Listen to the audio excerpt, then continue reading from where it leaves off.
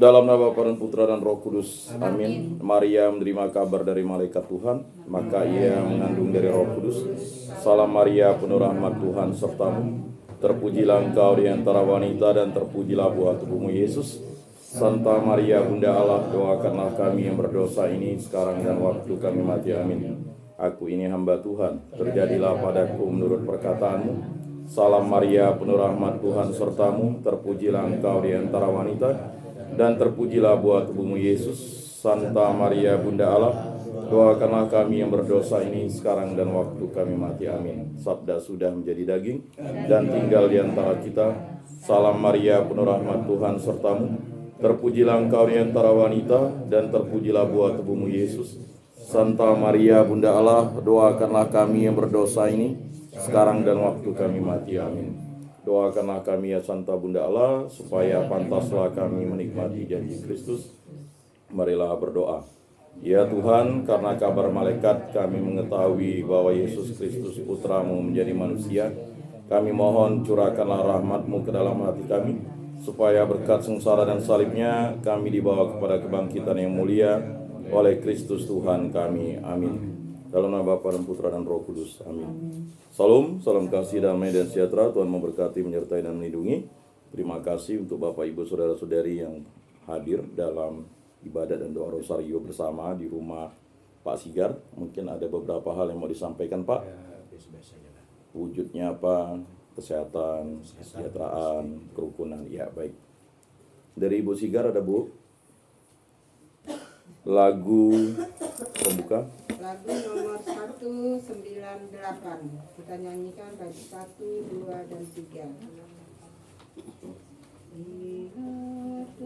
198. Di Lordes di gua sunyi terpencil,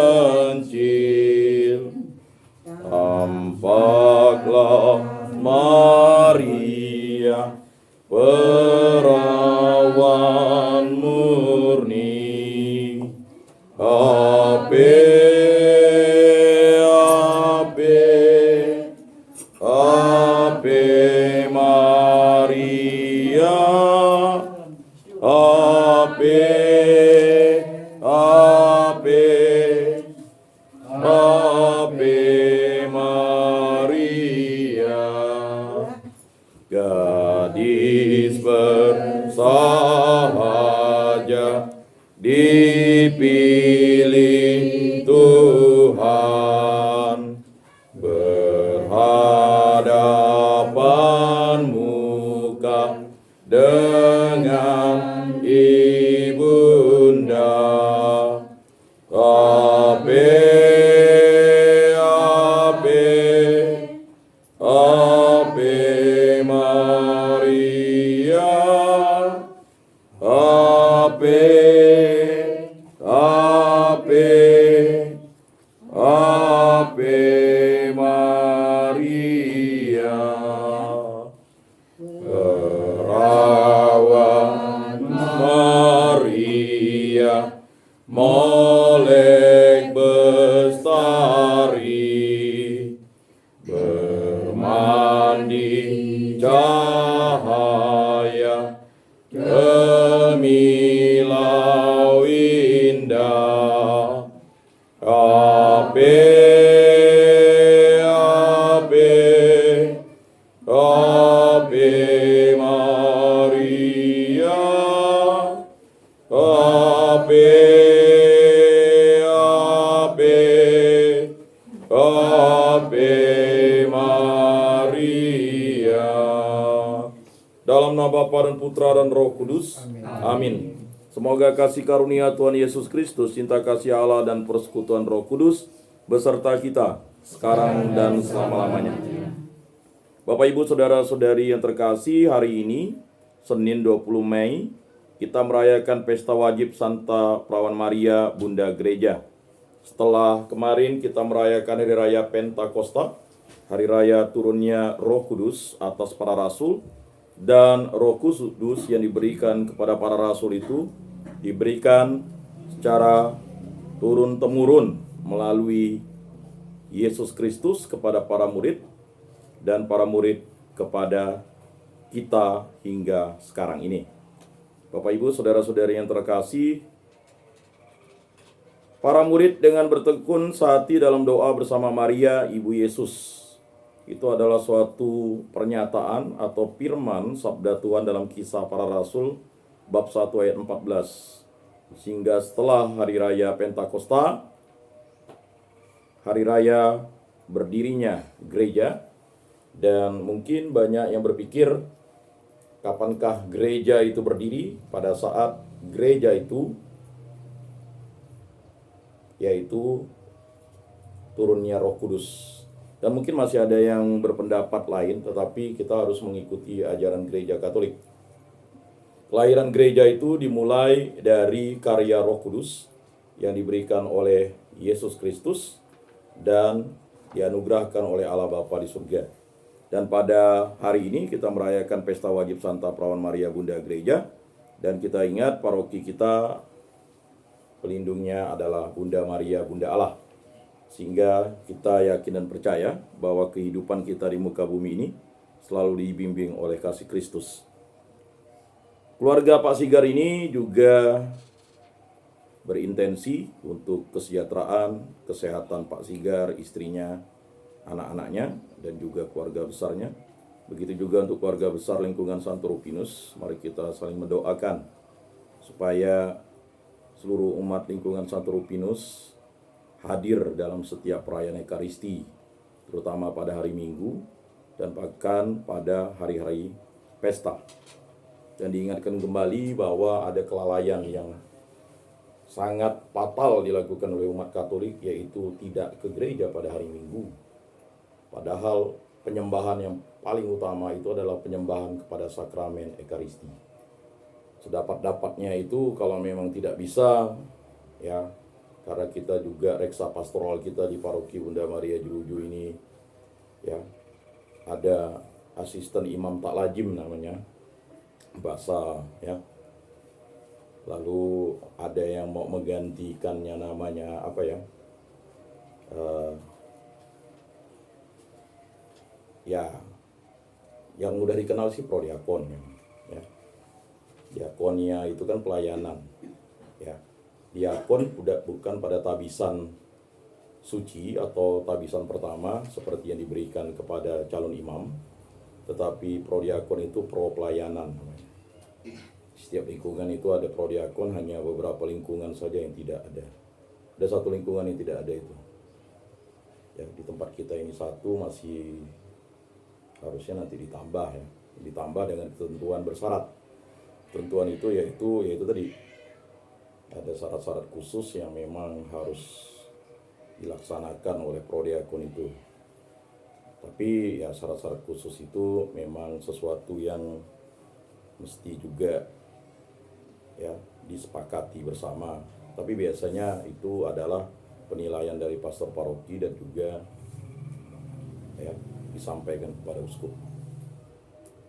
Artinya, saudara-saudari, Bapak Ibu yang terkasih, jangan sampai kelalaian itu.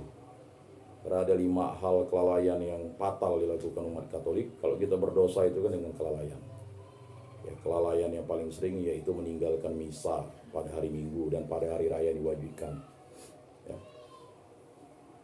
Seperti hari raya kenaikan Tuhan, kita tidak ke gereja, itu kan berarti kita berdosa berat. Sekali kita berdosa berat itu, kita harus akui di hadapan Allah Bapa dalam sakramen tobat, dan dilarang untuk menyambut terlebih dahulu sebenarnya. Makanya biasanya di setiap gereja itu pada hari Kamis atau hari Jumat itu ada diberikan kesempatan mengaku dosa, atau bahkan hari Sabtu, tergantung situasional karya reksa pastoral. Kalau di beberapa gereja ya seperti itu, tapi kalau di paroki kita tergantung yang minta, ya. Tapi sebenarnya harusnya ada waktu khusus, misalnya kalau di paroki saya dulu waktu dibina di Stella Maris itu hari Rabu, Kamis atau Jumat sore. Jadi jam 5 sampai jam 6. Jadi saya ingat ada seorang ibu tuh rajin, dia mengaku dosa setiap minggu, dia mengaku dosa sebelum dia menyambut tubuh dan darah Kristus. Nah, kalau kami dulu dikasih kesempatan sebelum misa, ya, Tetapi misa jeda kita itu agak cepat, makanya biasanya ada pengakuan secara umum. Tapi kalau dosa mortal itu memang harus diakui dan menerima sakramen tobat, misalnya kematian, membunuh seperti aborsi, kemudian yang kedua ya, berzina, ya. Kemudian yang ketiga itu ya menghujat Roh Kudus. Nah itu juga harus kita sadari. Kemudian yang kedua itu kelalaian kita itu juga ya, yaitu ya, tidak membaca kitab suci katanya. Padahal untuk mengetahui siapakah Yesus itu, siapakah Allah itu, kita harus membaca kitab suci. Kata Santo Hieronymus, kalau kita tidak membaca kitab suci berarti kita tidak mengenal Allah. Makanya ada nanti bulan 9 itu dikhususkan oleh Gereja Katolik Indonesia, itu bulan kitab suci nasional. Nah, itu. Kemudian yang ketiga itu menyebut nama, itu saya dapat informasinya Tuhan Allahku. Sebenarnya yang betul tuh ya Tuhanku dan Allahku, Tuhan Allahku gitu. Bukan Allah Tuhanku. Agak terbalik kita. Allah itu kan artinya sesembahan gitu. Nah, jadi memang agak sering orang umat Katolik itu dibaliknya Allah Tuhanku. Yang tepatnya Tuhan Allahku. Nah, itu ya.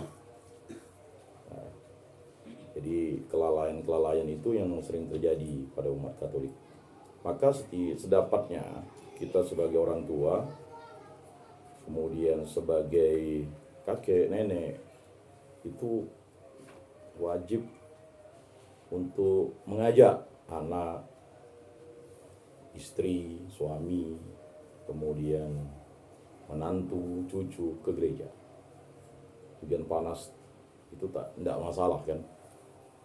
Itu. Dan memang kalau kita sampai tidak mengajak itu lalai. Nah, kelalaian itu. Ada dua lagi saya agak lupa tadi. Apa kelalaian kita. Karena sering kita memang lalai itu. Supaya kita layak beribadat di hadapan Allah Tritunggal yang Maha Kudus, marilah kita mengakui dosa dan kekurangan kita. Saya mengaku kepada Allah yang Maha Kuasa dan kepada saudara sekalian bahwa saya telah berdosa dengan pikiran dan perkataan, dengan perbuatan dan kelalaian. Saya berdosa, saya sungguh berdosa.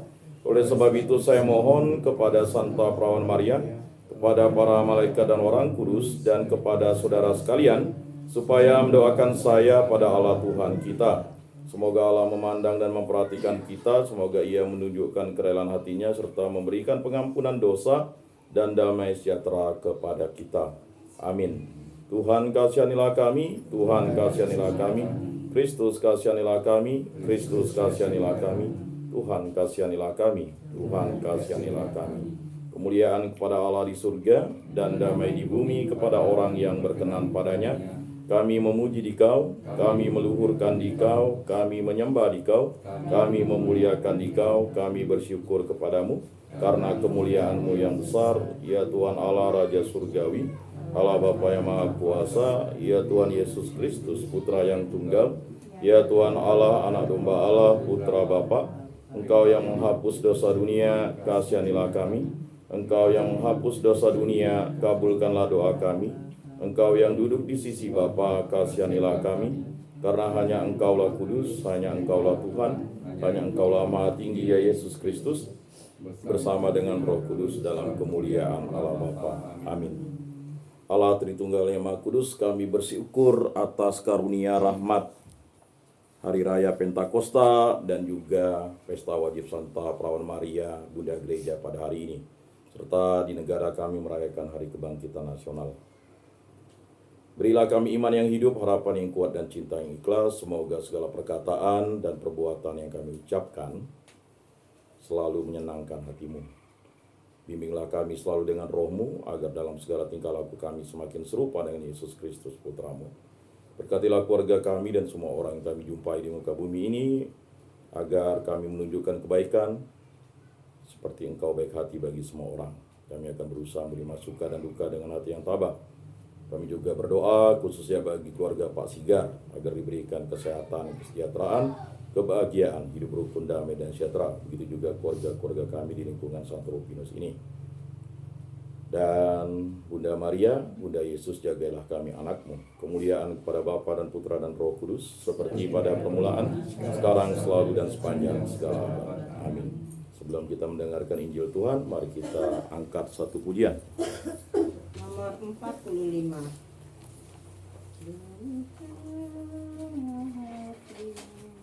Mulai. Bukalah hatimu pada sabda Allah, bersabdalah ya Tuhanku, hamba-Mu mendengar. Mari renungkan, mari wartakan, nyatakanlah sabda Allah dalam hidupmu, dalam kebingungan, dalam keraguan. Semoga sabda-Mu Tuhan jadi peganganku. Mari renungkan, mari wartakan, nyatakanlah sabda Allah dalam hidupku. Inilah Injil suci Yesus Kristus menurut Santo Yohanes. Dimuliakanlah Tuhan. Sabda-Mu kupikirkan, sabda-Mu kuucapkan, sabda-Mu kuresapkan di dalam hati. Waktu Yesus tergantung di salib dan dekat salib Yesus berdiri ibunya dan saudara ibunya Maria, istri Kleopas dan Maria Magdalena. Ketika Yesus melihat ibunya dan murid yang dikasihinya di sampingnya, berkatalah ia kepada ibunya, "Ibu, inilah anakmu." Kemudian katanya kepada murid-muridnya, "Inilah ibumu." Dan sejak saat itu, murid itu menerima dia di dalam rumahnya.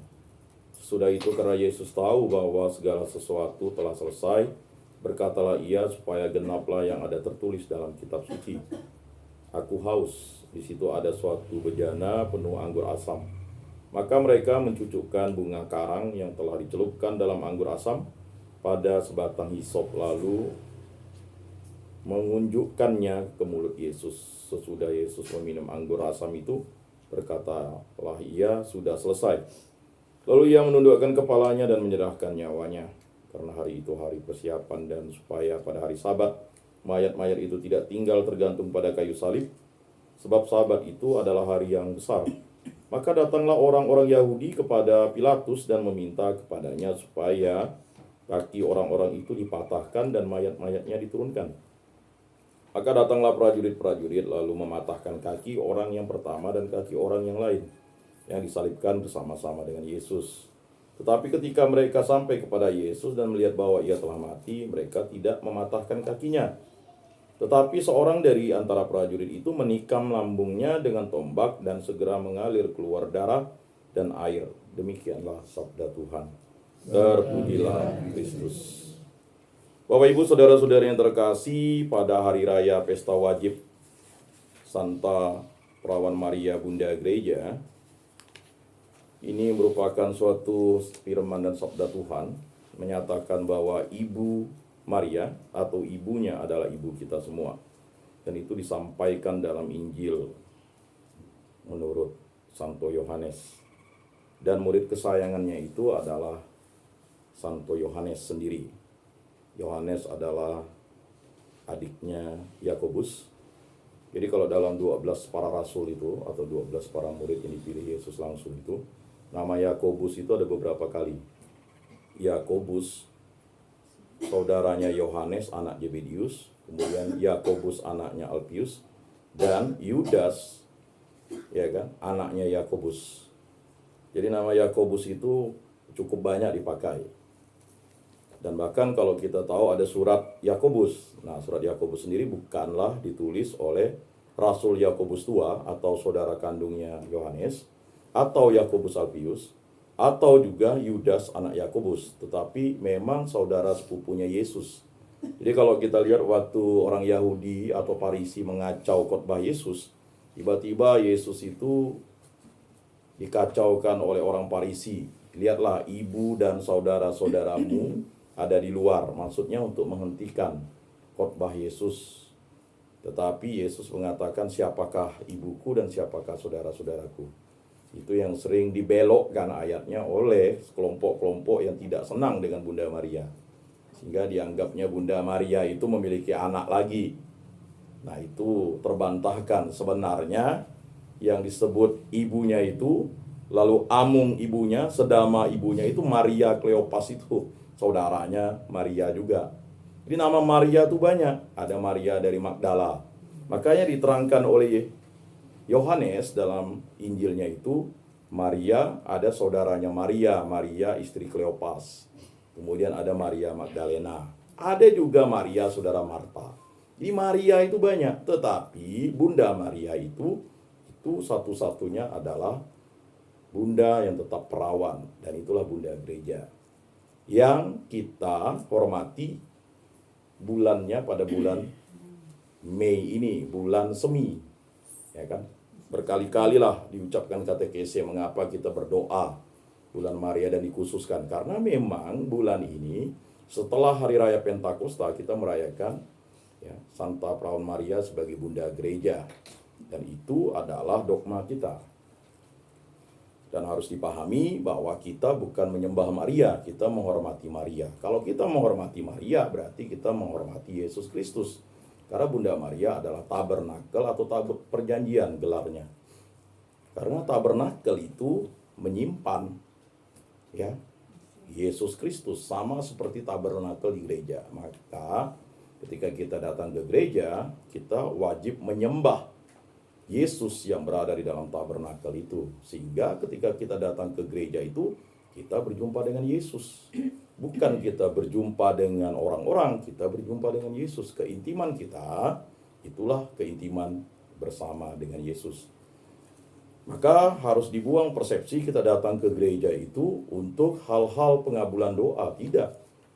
Kita datang ke gereja, misa itu adalah yang paling utama adalah menyembah Yesus Kristus dalam rupa sakramen Ekaristi Maha Kudus. Itulah Yesus yang nampak. Dan tidak ada iman selain iman kekatolikan yang menyembah ya kan Yesus. Mengapa kita menghormati Bunda Maria? Itulah tadi sebagai tabernakel. Karena tidak mungkin Yesus dilahirkan dari perawan yang tidak dikuduskan dalam kandungan seperti Bunda Maria. Dia dikuduskan dalam kandungan oleh Allah sendiri, maka gelarnya yang kita akan doakan bersama dalam doa Rosario pada bulan Maria itu kan ada 3 gelar. Secara sengaja dan tidak sengaja kita menyebut. Yang pertama gelarnya adalah Salam Putri Allah Bapa. Salam, ya kan, Bunda Allah Putra. Salam mempelai Allah Roh Kudus, karena memang ya kan Bunda Maria mengandung dari Roh Kudus. Nah itu. Bapak Ibu saudara-saudari yang terkasih dalam Yesus Kristus, beberapa waktu yang lalu saya ikut BIMTEK di tempatnya di Kuskupan Bandung. Tempatnya itu sangat menarik, bagus, dan seperti hotel. Kebetulan saya diundang mewakili. Ada 37 penyuluh dari 37 kuskupan dari Sabang sampai Merauke. Nah itu di situ kita ya banyak mengesampingkan ya ibadah atau menomorduakan orang disabilitas. Di situ saya tersadar bahwa kita memang mengabaikan orang disabilitas. Makanya orang disabilitas itu, kebetulan ini kesaksian Pak Putra, seorang disabilitas netra dia Katolik. Ya. Jadi dia sudah pernah ke Jepang, walaupun dia tidak melihat, dan dia itu PNS ya di sentra Bandung. Jadi dia mengatakan, terkadang orang yang waras atau awas itu menganggap orang disabilitas itu sama seperti dirinya. Jadi bisa berbuat apa-apa, padahal tidak bisa. Makanya harus ditempatkan posisi duduknya itu di lansia dan disabilitas. Jadi kalau orang lansia itu kan tidak bisa berbuat apa-apa, bergerak pun sulit kan. Bahkan ada yang sudah tidak bergerak. Ya, tapi dia mau datang ke gereja. Makanya tempat duduk paling depan itu diberikan kepada kaum disabilitas dan lansia. Itulah harapan mereka. Disabilitas itu kan macam-macam. Ada disabilitas netra, disabilitas rungu ya. Ada yang lebih kacau, udah dia itu netra, rungu lagi. Itu kan 2 kali dia disabilitas. Ada lagi, udahlah dia disabilitas netra, dia apa namanya itu ya, Down lagi, sindrom Down, udah dia buta, dia disabilitasnya tambah deh. Kita tidak tahu kan. Yang saya tahu tuh ada satu di ini ya, dia rungu ya, dia rungu. Kemudian ada disabilitas dia autis. Ya kan, udahlah netra, dia autis lagi kan. Nah, terkadang umat kita seperti ini, banyak kita tidak berikan kesempatan untuk hadir ke gereja. Dianggap malu, disimpan ya kan. Bahkan pernah kejadian misalnya dia disabilitas sindrom Down ya. Nah, itu orang-orang seperti itu sebenarnya memang umat kita seperti itu harus diberikan prioritas. Yang kita lihat apa? Ya kan, tempat untuk dia naik saja ditutup. Ya kan, ada dikasih ya. Ada memang kita kasih untuk tempat dorong kursi roda. Tapi untuk orang yang netra kan tidak ada. Ya kan, klatak ya. Kami sudah mencoba tuh tongkatnya itu. Ya kan. Jadi berjalan tuh bagaimana? Tapi itu karena dituntun. Ya, dituntun. Jadi mereka hanya mendengarkan suara pakai tongkatnya itu, sticknya itu. Ya, turun tangga, naik tangga. Sedangkan kita aja yang awas ini ketika ditutup mata kita bisa yang awalnya bunyi aja ke situ, ya bisa masuk ke garasi kita, ya kan? Ya. Ada yang mencoba gelap, ya kan? Nah itu baru kita pikirkan bahwa, ya apakah gereja kita itu layak untuk disabilitas? Ya, dia bisa naik nggak gitu? Ya, terkadang kita itu meremehkan itu, karena kita tidak merasakan itu. Gitu. Dan mungkin kita mulailah berpikir, apakah di lingkungan kita ada disabilitas seperti itu? Karena mereka juga harus diberikan kesempatan yang sama dengan kita, dan kita juga harus membantu mereka. Dari situ saya belajar Braille bersama 36 kawan yang lainnya dari Sabang sampai Merauke, ya kan? Artinya 37 kuskupan yang ada. Nah, belajar huruf Braille. Kita kan banyaknya pikir huruf Braille itu tidak bermanfaat bagi kita yang awas. Tapi bagi orang yang netra itu sangat bermanfaat. Contohnya kalau dia ngeraba-raba lip itu, kalau tidak ada itu, dia tidak bisa naik turun. Emangnya dia bisa dengar? Ya kan, Pak, dia tidak dengar katanya apa? Karena dia pikir bukan bicara dengan dia. Jadi ketika kita tanya kesaksiannya, kalau kita tidak panggil namanya, dia tuh tidak tahu. Kalau kita pikir dia tidak noleh, dia memang tidak lihat gimana. Kecuali kita sentuh pundaknya barulah. Makanya ada sentuhannya itu diajarkan bukan ditarik begini, ya, diraba tangannya begitu. Baru kita kenalkan dan disapa. Jadi kalau dia berada di tempat yang asing, dia tidak bisa jawab. Dipikirnya, ya kan, kalau kita kan orang awas ketemu Bu Sumi dia pasti negur kan. Kalau dia bukan sombong, memang dia tidak tahu siapa kita. Dia hanya mengingat pendengarannya saja. Ya. Nah, terkadang memang hal-hal semacam itu sering kita abaikan dan kita menganggap tidak pentinglah disabilitas, padahal mereka adalah umat kita. Tidak pentinglah dia ke gereja, ya kan? Nanti mengganggu kita. Ya, saya ingat dulu seorang ibu dulu itu, saking dia untuk datang duduk ke depan, ya dia menggunakan tongkat, ya kan? Waduh, luar biasa pengorbanan untuk ke gereja. Orang pikir dia untuk sampai ke situ, dia butuh waktu 10 menit waktu itu, ibu itu. Tapi dia tidak mau dibantu, sampai anaknya pun tidak mau dia. Tetap dia bertahan menggunakan tongkatnya jalan ke situ. Jadi disabilitas itu sebenarnya tidak mau belas kasihan kita. Dia juga sama seperti kita, dia mau juga ya Bahkan seorang ibu itu dia itu udah diajarkan oleh ibunya dari kecil untuk mandiri. Dia bisa masak, ya sampai ditanya bagaimana bisa tahu penggorengan itu rasanya itu, ya dia rasakan pakai spatula lah.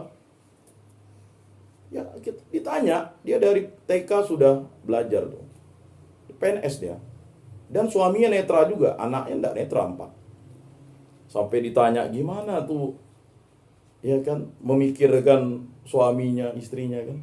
Oh, tidak bisa diteorikan, hanya kami yang mengerti kan. Bahkan dia menggunakan handphone lebih hebat daripada kita, karena handphone itu sebenarnya dirancang untuk netra, cuman kita aja yang tidak mengaktifkannya. Ya, dia bisa WA, dia bisa apa, ya kan? Bahkan dia bisa mengetik menggunakan ini ya. Nah, itu semua karena apa tadi? Karena ada kesempatan yang sama yang diberikan. Nah, bagi kita, ya mungkin kita tidak berpikir baik bahwa banyak disabilitas di paroki kita atau di lingkungan kita. Bisa ada yang keterbelakangan mental ya. Kemudian ada kan keterbelakangan emosional ya. Maka kesempatan yang sama itu harus diberikan. Ya, semoga lah kita lebih care dengan orang disabilitas, karena memang orang disabilitas ini ya, dia memiliki kekurangan tetapi dia tidak pernah mau dikasihani. Ya, jadi kalau mereka pergi Gojek, bahkan kalau dia dikasihani, dia tidak mau gitu. Misalnya pernah terjadi honornya 1 juta dikasih 1.500.000, dia kembalikan, dia pandai. Cuman dia agak bingung sekarang dengan uang sekarang kayak mainan katanya, lebih kecil. Dia ngeraba. Dikembalikan. Dia dikasih 1.500.000, tidak mau. Dia tidak mau dikasihani. Honor saya berapa? 1 juta. Dikembalikan 500.000. Karena dia tidak mau dikasihani. Nah, begitu juga dengan kita. Apakah kita terus minta dikasihani? Kalau misalnya kita tidak berdaya, ya memang harus juga kita memohon bantuan dari orang kan begitu. Dan itu penting. Bapak Ibu, saudara-saudari yang terkasih dalam Yesus Kristus, itu pengalaman yang luar biasa bagi saya, ya kan, bisa mengikuti BIMTEK itu dan bisa merasakan, ya kan, pengalaman dari orang-orang netra itu. Tahun depan belajar lagi bahasa isyarat. Nah, jadi udah belajar bahasa Braille. Jadi kalau ada yang mau belajar itu boleh nanti itu, ya, yang SMA, yang kuliah ya. 10 orang nanti, ya kita belajar bersama lah di lingkungan, misalnya seminggu 2 kali ya. Silakan. Karena apa? Penting tuh untuk bahasa itu. Cuma terkadang kita menganggap tidak penting. Ya. Nah ini. Jadi banyak di antara kita tuh mungkin berpikir, gampang, ya kan, bisa dibantu. Enggak. Mereka bisa masak, bahkan mereka bisa pakai baju itu terukur ya. Kita tanya, pakai baju sendiri? Iya katanya. Ada yang nyuci sendiri, ya kan? Masak sendiri, ngurus anak sendiri. Sampai sedetail-detail ditanya kawan-kawan saya. Ya kan? Bagaimana Pak pergi ke Jepang? Naik pesawat. Ya kan? Turun ke Jepang, ya kan? Bisa naik kereta dan sebagainya. Itu tadi karena mereka menggunakan yang namanya ya, sensitivitas baik di jari maupun di telinganya. Nah, jadi seperti itu. Ya. Bahkan waktu sebenarnya saya mau mencoba ibu ini kan. Ketika baca Braille, Pak Yakobus lancar benar baca. Kawan saya dah ketawa-ketawa karena saya tulis dulu tuh. Lancar benar baca itu, katanya kan. Wow, Pak ya. Dia nulis Bu, memang lah kawan saya ini. Padahal dia tahu tuh, kok hebat juga nih Pak Yakobus dia bisa. Kalau kita orang awas tuh untuk baca itu payah. Kalau mereka bisa. Tinggal pegang huruf Braille-nya kan. Kalau kita itu mau dilihat gini ya masih kita. Ya masih 2 lah. Bisa dibaca tapi cukup lama lah. Misalnya mengapa ya kan. Kalau mereka langsung mengapa ya kan. Kalau kita berapa? Kalau kita kan melihat. Saya tanya instruktur juga, kami juga Pak instruktur enggak bisa Pak meraba itu. Karena apa? Karena itu memang mereka punya sensitivitas yang tinggi di jarinya. Kalau kita memang sulit. Ya. Tetapi kalau orang yang sudah netra itu dia bisa merabanya dan tahu. Makanya ya juga mereka harus dikasih kesempatan untuk menjadi lektor, ya, untuk menjadi ini dan sebagainya. Jadi Bapak Ibu, saudara-saudari yang terkasih, pada bulan Maria ini ya, kesempatan yang diberikan oleh Tuhan untuk berdoa bersama itu langka. Apalagi lingkungan kita ini tidak seperti lingkungan di Bengkayang ya. Kalau di Bengkayang itu tiap hari doa rosario. Ya kan, mengapa mereka berdoa rosario tiap hari? Karena jumlah umatnya juga, misalnya satu lingkungan 150 kakak. Ya. Kalau di lingkungan bapak saya di Sanggoledo itu bisa 3 kali putarannya.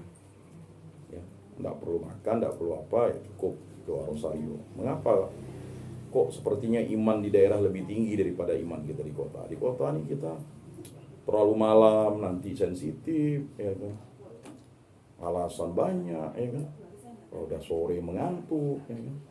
Ya hidup kita ini kan pasti begitu.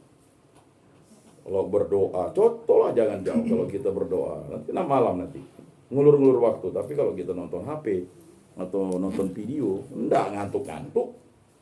Dan ini penyakit kita. Ya kan, kayak misalnya kemarin tuh, udah tahu. Padahal kalau ikut kegiatan orang berkampanye kok tahan. Dengar baru ya berapa kata sambutan dari pastor, udah pada keluar makan. Seakan-akan tidak makan begitu. Tidak, maksud saya itu koreksi lah. Karena itu kan bukan nggak sampai berapa jam, paling 2,5 jam. Ya kan? Coba kita ikut orang kampanye. Ya kan, atau ikut gawai. Nonton, panas terik, semangat. Tapi kalau kita datang ke gereja baru ya misalnya 1,5 jam, udah gelisah. Ya kan? Itu pengamatan observasi saya. Saya suka duduk di belakang tuh. Apalagi kalau udah lagu penutup. Nah, kalau Pastor Hiro nih tadi itu beda dengan Pastor Pio tuh misa pagi sepertinya. Dia tunggu lagu penutup selesai baru dia masuk ke sakristi. Nah, itu yang saya senang sebenarnya, seperti Pastor di Gembala Baik. Ini umat belum gak apa-apa. Ya kan? Kayak mau ngejar apa? Padahal sampai sana beli kue juga, ngobrol-ngobrol juga. Say hello sana sini. Ya, saya bilang. Ya kan, dulu saya pernah diprotes gara-gara belum selesai, udah selesai lagu lalu mengumumkan sesuatu. Ya kan, mengganggu kekusukan orang berdoa katanya. Loh, kalau saya umumkan setelah orang keluar dari gereja, siapa yang mau mungut sampah? Ya kan? Itu kadang lucu umat kita nih. Nanti kita umumkan sudah umat keluar, mana lagi orang mau mungut sampah di dalam gereja kan? Siapa yang dengar? Kan begitu. Kalau diumumkan pas jeda antara lagu penutup mau terakhir kan enak. Orang bisa disadarkan gitu. Ya, biasalah. Makanya Pastor Pio udah ingatkan ke Pastor Hiro tuh, ada tipe orang tuh yang ngomong ya gitu kan. Ada tipe yang berbuat, ada tipe yang melaksanakan, ada tipe juga yang ya macam-macam lah. Ya, saya pikir penting juga untuk katekese kita bahwa rangkaian misa itu dimulai lagu penutup sampai lagu pembuka. Kan selesai. Barulah kita doa pribadi. Maka dikasih kesempatan. Ya. Dan rata-rata pastor itu jarang sampai misa. Kecuali khusus-khusus kayak kemarin lah kan. Jadi itu penting juga. Karena banyak kita itu akhirnya katekese kita ngawur gitu Pak. Datang ke gereja udah betul, tapi pulangnya tuh agak keliru gitu Pak. Kalau mengambil air kudus kan cukup sekali ya. Kalau 2 kali setelah itu ngambil air kudus itu kan sebenarnya tidak perlu lagi kan gitu. Sama seperti kita melihat. Kan lihatlah sampai dirubah. Bukan lagi inilah, lihatlah. Bukan menunduk, lihatlah. Ya kan? Lihatlah. Dilihat begitu. Lalu jawaban. Kalau misalnya suara kita sumbang atau lagu liriknya salah, nyanyi ya tidak masalah. Memang terkadang nih ada juga kor yang aneh. Lagu yang Mada Bakti, tidak ada pula di Mada Bakti. Ya kan? Nah itu mungkin, ya, terkadang kita memang, kalau kita kesempatan kita untuk bernyanyi itu kan sering dibatasi oleh kor. Makanya biasanya dihimbau, musik liturgi itu harus sesuai dengan ya buku nyanyian yang diberlakukan kepada kita. Kalau Mada Bakti ya Mada Bakti semua. Tapi memang terkadang kor ini mau tampil sendiri misalnya. Ya kan? Nyari lagu-lagu yang bukan lagu-lagu liturgi. Kayak misalnya lagu Dolo-Dolo misalnya. Itu kan udah tidak masuk lagi kategori lagu liturgi. Itu udah masuk lagu rohani. Mengapa? Karena dia sudah merubah kemuliaan itu. Kata-katanya berubah itu sudah. Kalau doa misalnya ada juga yang udah dilarang tuh misalnya Bapa kami tapi liriknya pakai lagu aneh, ya kan? Lagunya lagu pop, dimasukkan jadi lagu rohani, Pak. Kata-katanya betul, tapi dia punya lirik itu lagu lain misalnya. Nah, itu hal-hal tertentu yang memang menjadi persoalan. Makanya terkadang umat harusnya partisipasi umat menjawab, Tuhan beserta kita sekarang dan selama-lamanya. Nah, sekarang kalau amnenese, ya sekarang ini harus mampu kita nyanyikan lah. Karena banyak di umat kita ini memang kalau dia rajin sembahyang di MRPD, Kota Baru, dia bisa menjawab, menyanyikan lagu amnenese itu. Tapi kalau sekarang Pastor Hiro dia pakai amnenese baru, ya kan? Ya semakin terbiasa nanti. Nah itu. Nah, terkadang jawaban umat itu penting, ya kan? Kadang umat, tubuh Kristus, kan amin jawabnya. Kalau di Sanggau dulu itu, ya kan, tidak dikasih sama pastor tuh. Sampai ngadu ke uskup. Pastor bilang, dia tidak yakin kalau itu tubuh Kristus. Amin itu kan iya. Mantap gitu. Ya kan? Kalau dia tidak dengar, tidak dikasih. Ya, saya lupa pastor mana di Sanggau dulu. Sampai diadukan ke uskup. Lalu ditanya, ngapa tak dikasih? Kamu jawab apa tadi? Saya kasih tubuh Kristus, kamu jawab apa? Mana ada? Kecuali, ini tadi saya katakan tadi, kalau dia rungu, kan tidak bisa dijawab amin. Atau misalnya, mohon maaf, dia sumbing, takkan lain dengar aja kan? Tapi itu udah diberitahu ke pastornya. Ya, tidak bisa dijawabnya. Itu. Tapi dia berusaha jawab. Saya mau ada si bisu dulu yang hukuman seumur hidup di itu kan. Dia jawab tubuh Kristus. Saya pikir dia nyanyi. Lagu kemuliaan dia nyanyi. Saya pikir dia ngolok-ngolok apa, saya tanya kawannya. Kok dia ngolok? Pak, dia bisu, Pak. Oh, oke. Dia seumur hidup karena dia, ya kan? Saya pikir dia ngolok-ngolok kan. Nyanyi dia, Tuhan kasihanilah, dia nyanyi. Ini orang ini rupanya dia nyanyi.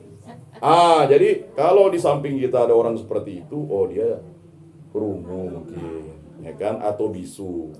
Nah, ini jangan juga kita ini. Nah, itu pengalaman.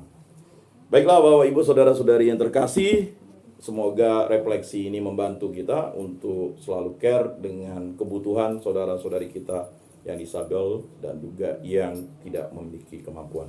Kemuliaan kepada Bapa dan Putra dan Roh Kudus seperti pada permulaan, sekarang, selalu dan sepanjang segala abad. Amin. Mari kita lanjutkan dengan doa rosario.